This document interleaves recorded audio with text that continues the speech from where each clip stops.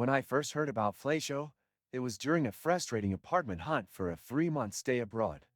I wanted something between short-term vacation rentals and long leases with agents, and most platforms didn't offer much in that middle ground. Flatio claims to be built specifically for people like digital nomads, expats, and remote workers, so I decided to put it to the test. The homepage of Flatio is clean and to the point. You can search by city, date, and length of stay, and it immediately gives off a no-fluff vibe. That's great, but I did notice some lag when filtering properties in less popular locations. Once you land on a listing, the amount of detail is impressive. You'll find specifics like internet speed, work desk availability, and whether the place is verified by Flatio's own standards. I appreciated how upfront the pricing is. No surprise fees at checkout, which is something that happens way too often on other platforms. The booking process was pretty straightforward. You make a reservation request, and landlords usually respond within 24 hours. That said, not every landlord is fast or communicative. I had a couple of experiences where I waited days just to get a rejection. That's definitely a downside if you're in a time crunch. There's a built-in contract feature that outlines tenant and landlord obligations. It's legally binding and gives peace of mind, especially if you're traveling internationally. Also, Flatio doesn't require a deposit in many cases, which can make moving between cities less of a financial burden.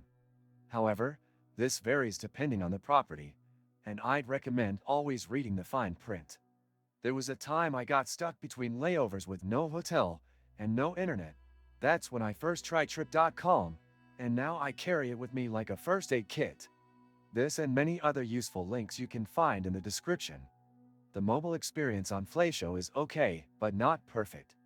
Navigating listings is manageable, but certain buttons are responsive enough, especially on smaller screens. They've definitely optimized more for desktop use. On the plus side, you can message landlords directly from the app once your booking is accepted, and that part is smooth.